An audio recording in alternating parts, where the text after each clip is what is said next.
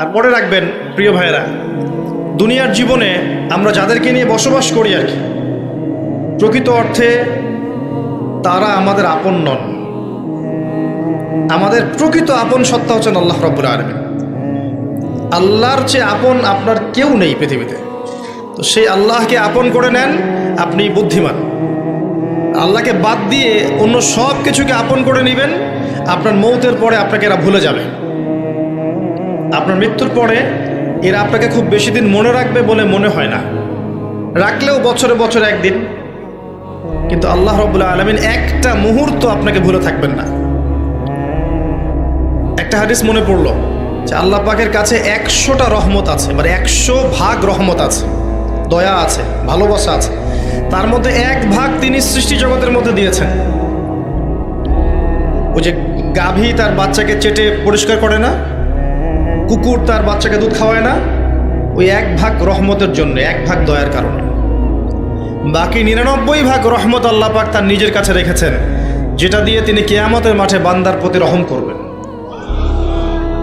আমরা আল্লাহর রহমত পাবো ইনশাল্লাহ। প্রয়োজন হচ্ছে তওবা করে ফিরে আসা। পাপ হবেই ভাই, জীবনে চলতে গেলে পাপ হবেই, উঠতে বসতে চলতে ফিরতে পাপ হতেই থাকবে, কিন্তু তওবাও হতে থাকবে ইনশাল্লাহ। যত পাপ তত তওবা, যত পাপ তত তওবা। আপনি ঠান্ডা মাথায় এভাবে একটা কাগজ নিয়ে বসেন বাসায়, কাগজ নিয়ে বসে আপনি হিসেব করেন যে মনে করেন, অঙ্ক করেন, মনে করেন আপনার হায়াত 60 বছর, কথার কথা চলে গেছে 30 বছর, বাকি আছে কত বছর? 30 বছর। শেষের 5 বছর মাইনাস করেন। এই 5 বছর আপনি চাইলেও মনের মতো আমল করতে পারবেন না, ঠিক আছে? শরীরে শক্তি থাকবে না, আপনার রোগ ব্যাধি থাকবে, ডায়াবেটিস, ক্যান্সার, হার্ট স্ট্রোক ইত্যাদি। নাউজুবিল্লাহ, আল্লাহ পাক হেফাজত করুন।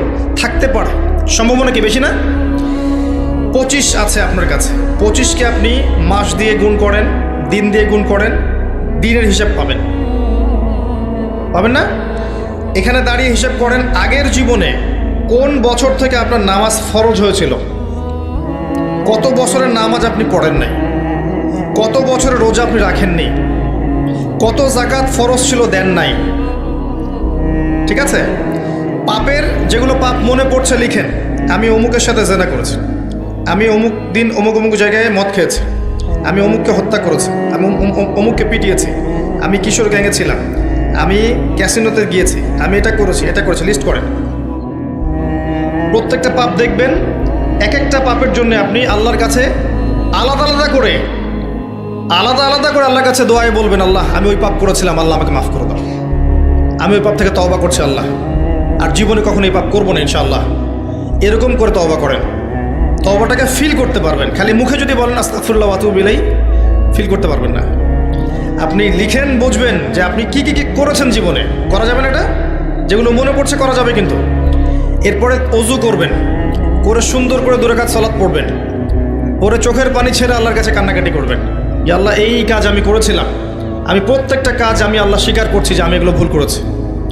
আল্লাহ তুমি আমাকে যত নেয়ামত দিয়েছো সব নেয়ামত স্বীকার করছি আল্লাহ, এবং আমি যত পাপ করেছি, তোমার অবাধ্য হয়েছে, সব স্বীকার করছি আল্লাহ, তুমি আমার পাপগুলোকে মাফ করে দাও।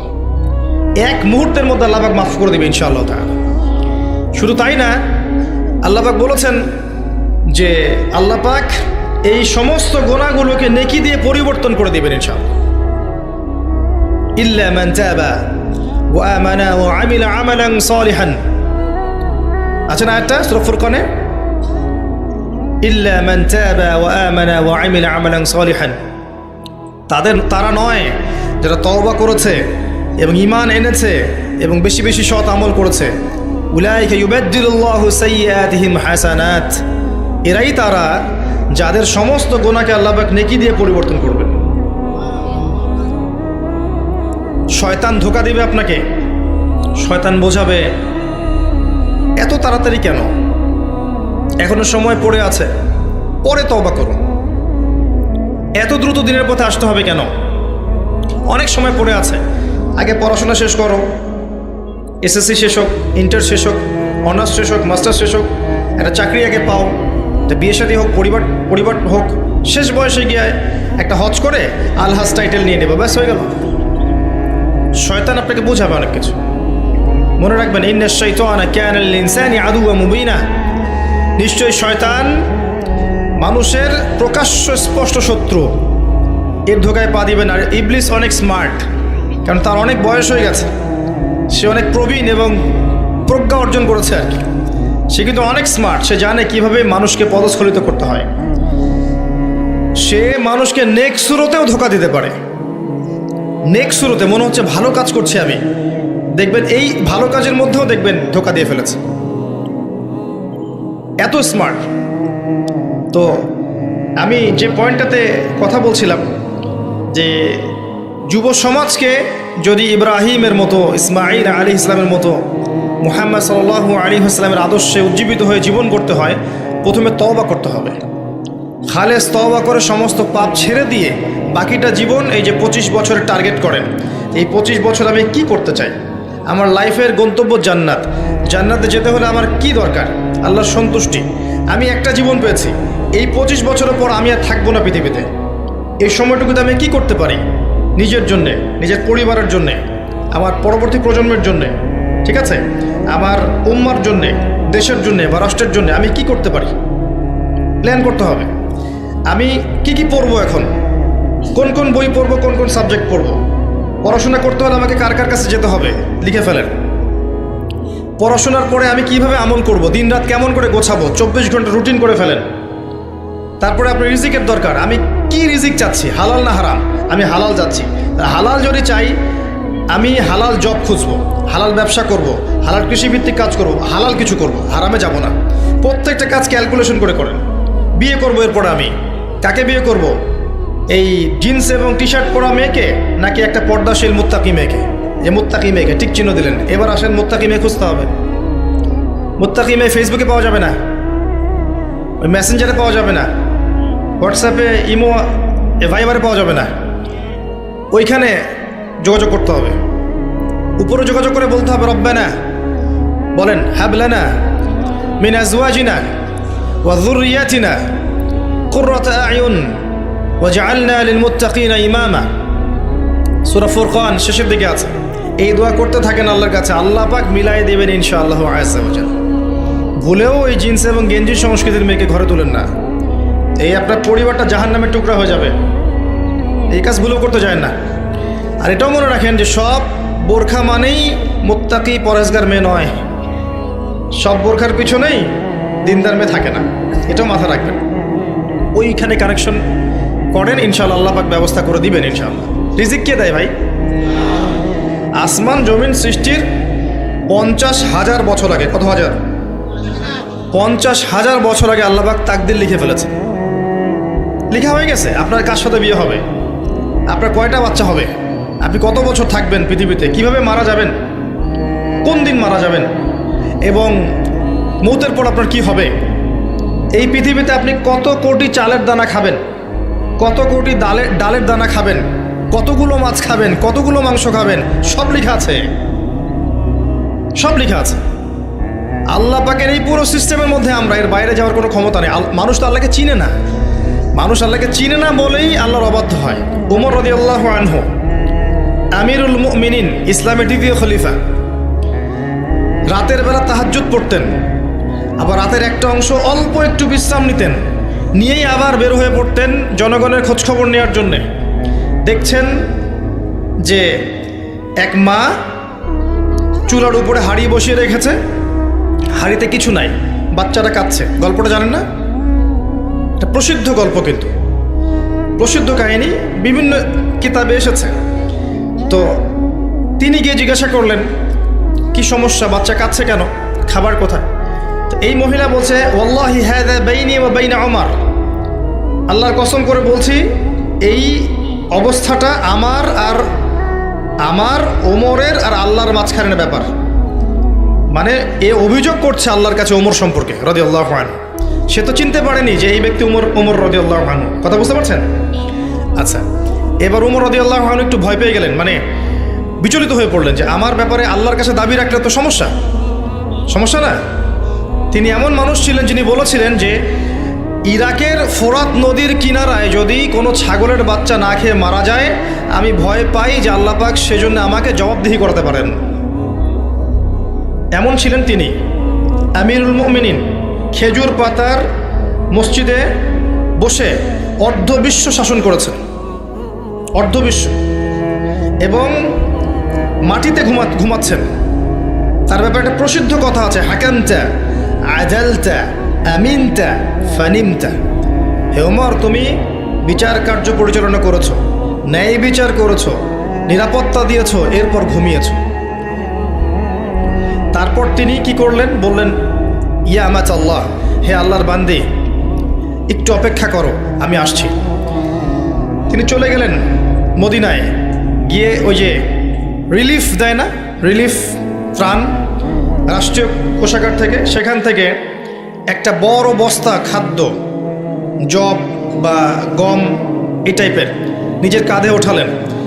নিজের কাঁধে, অ্যাসিস্ট্যান্টের কাঁধে নয়, নিজের কাঁধে, গাড়িতে করেও নয়, পায়ে হেঁটে কাঁধের মধ্যে এই বস্তাটা নিয়ে তিনি হেঁটে হেঁটে যাচ্ছেন ওই মহিলার বাসা পর্যন্ত। তার পাশে একজন সাহাবী ছিলেন, তার নাম ছিল আসলাম রাদিয়াল্লাহু আনহু। ইনি বলছেন যে, ইয়া আমিরুল মুমিনিন আনা আহমিলু, হে আমিরুল মুমিনিন, আমাকে দেন, আমি বহন করছি। তখন উমর রাদিয়াল্লাহু আনহু বলছেন, হাল আনতা তাহমিলু উযরি ইয়াউমাল কিয়ামা, তুমি কি কিয়ামতের দিন আমার পাপ বহন করবে? তুমি কি কিয়ামতের দিন আমার পাপ বহন করবে, আমার বোঝা বহন করবে? আজকে এটা চাচ্ছ তুমি আমার কাছে? নিজে কাঁধে করে নিয়ে গিয়ে ওই মহিলাকে দিলেন, নিজের হাতে রান্না করে বাচ্চাগুলোকে খাওয়ালেন। এরপরে গিয়ে আল্লাহর কাছে কেঁদে কেটে দোয়া করলেন, আল্লাহ, তুমি আমাকে যে দায়িত্ব দিয়েছ, আমি হয়তো এই দায়িত্ব পালন করতে পারছি না, তুমি আমাকে ক্ষমা করে দাও। আমি কিভাবে আপনাকে বুঝাবো যে এগুলো হচ্ছে ইসলাম? ইসলামের এই সৌন্দর্যগুলো দেখে হাজার হাজার অমুসলিম ইসলাম কবুল করেছে। ইসলাম তরোয়ারির জোরে ছড়ানো হয়নি, মানুষকে জোর করে, বোমাবাজি করে, সন্ত্রাসবাদ ছড়িয়ে এভাবে ইসলামের প্রচার হয়নি, কখনো হবেও না ইনশাল্লাহ। ইসলাম এভাবে সৌন্দর্য দিয়ে প্রতিষ্ঠিত হয়েছে, ন্যায় বিচার দিয়ে, আদালত আমানত দিয়ে, মুসলিমদের তাকওয়া পরহেজগারিতার চরিত্র দিয়ে। মানে এই যুব সমাজের চারিত্রিক এই অধঃপতনের দিকে তাকান, এরা কি আসলে সেই উম্মার সদস্য? আদৌ কি আমরা উমর রাদিয়াল্লাহু আনহুর উত্তরসূরি, আবু বকর ওসমান আলীর উত্তরসূরি, খালিদ বিন ওয়ালিদ, তারিক বিন জিয়াদ, জাইদ ইবনে হারেসা, জাফর ইবনে আবি তালেব, আব্দুল্লাহ বিন রওয়াহা, তাদের অনুসারী, বদর এবং উহুদের সাহাবীদের মতো আমরা? আমাদের উচিত নিজের চেহারা আগে আয়নায় দেখা, কারণ প্রত্যেকটা নফসকে মৌতের স্বাদ গ্রহণ করতে হবে। ফাইন্নামা তুওয়াফাউনা উজুরাকুম ইয়াওমাল কিয়ামা, এরপর কিয়ামতের মাঠে তোমাদেরকে পূর্ণ প্রতিদান দেয়া হবে। ফামান যুহজিহা আনিন নার ওয়া উদখিলাল জান্নাতা ফাকাদ ফাজ, ওই দিন যাকে জাহান্নাম থেকে বাঁচানো হবে এবং জান্নাতে প্রবেশ করানো হবে, একমাত্র সে ব্যক্তি সফল, আর কেউ সফল নয়। তাই আমি যুব সমাজকে আমার হৃদয়ের অন্তঃস্থল থেকে অনুরোধ করব, এই যে সময় নষ্ট করা, অহেতুক পড়াশোনায় ফাঁকি দেওয়া, আপনার ইসলামের বেসিক জিনিসগুলো না শেখা, কোরআন হাদিস না পড়া, রোজা না রাখা, নামাজ না পড়া, কোরআন তেলাওয়াত না করা, আল্লাহর জিকির আজগার না করা, সারাটা দিন এই যে ফেসবুকিং, ইউটিউবিং, আপনার পাবজি, আপনার টিকটক, এই যে আপনার আর কি আছে, এই যে পর্নোগ্রাফি, আপনার অশ্লীল সাইটগুলোকে ভিজিট করা, মেয়েদের সাথে চ্যাটিং করা, গার্লফ্রেন্ডের সাথে ডেটিংয়ে যাওয়া, জিনা করা, মাদকদ্রব্য সেবন করা, এই যে পশ্চিমাদের নোংরা সংস্কৃতিতে অভ্যস্ত হয়ে গেছেন। আল্লাহর ওয়াস্তে এখান থেকে তওবা করে ফিরে আসেন। ফিরে আসেন, আপনার জন্য দুইটা সুসংবাদ। একটা হচ্ছে, নবী সাল্লাল্লাহু আলাইহি ওয়াসাল্লাম বলেছেন, কিয়ামতের মাঠে আল্লাহ পাক 7 শ্রেণীর মানুষকে আল্লাহর আরশের ছায়ায় ছায়া দিবেন, যেদিন ওই ছায়া ছাড়া অন্য কোনো ছায়া থাকবে না। তার মধ্যে এক শ্রেণী হচ্ছে যে যুবক সমাজ বা যুবক শ্রেণী, যুবতীও পর্বের মধ্যে, যারা তাদের যৌবনকালটাকে আল্লাহর রাস্তায় বিলিয়ে দিয়েছে। মনে রাখবেন, বার্ধক্যে গেলে মৌতের ফিকির সবার হয়, বার্ধক্যে গেলে সবারই মৌতের ফিকির হয়, কিন্তু ওই বার্ধক্যে গেলে এখনকার গোল্ডেন টাইমটা কখনো ফিরে আসবে না, কশ্চিনকালেও আপনি এই সময়টা ফিরে পাবেন না। আরেকটা হচ্ছে যে আল্লাহ পাক সেই যুবককে দেখে বিস্মিত বোধ করেন, যেই যুবক তার প্রবৃত্তির চাহিদাকে দমন করেছে এবং যৌবনকালটাকে আল্লাহর পথে দিয়ে দিয়েছে। যুবক বয়সের ইবাদতের এত মূল্য আল্লাহর কাছে, এত মূল্য যে এই সময়টাতে মানুষ যা ইচ্ছা তাই করতে পারত। কিন্তু যুবক শ্রেণী আল্লাহকে ভয় করে, তার রাসূলকে ভালোবেসে, রাসূলের সুন্নাহগুলোর উপর আমল করলে, নামাজ পড়লে, রোজা রাখলে, তাহাজ্জুদ পড়লে, জিকির করলে, সৎ কাজের আদেশ করলে, অসৎ কাজে নিষেধ করলে, জ্ঞান অর্জন করলে, তিলাওয়াত করলে, এক কথায় ন্যায়ের পথে থাকলে আল্লাহ পাক অফুরন্ত নেকি পুরস্কার দিবেন ইনশাআল্লাহ।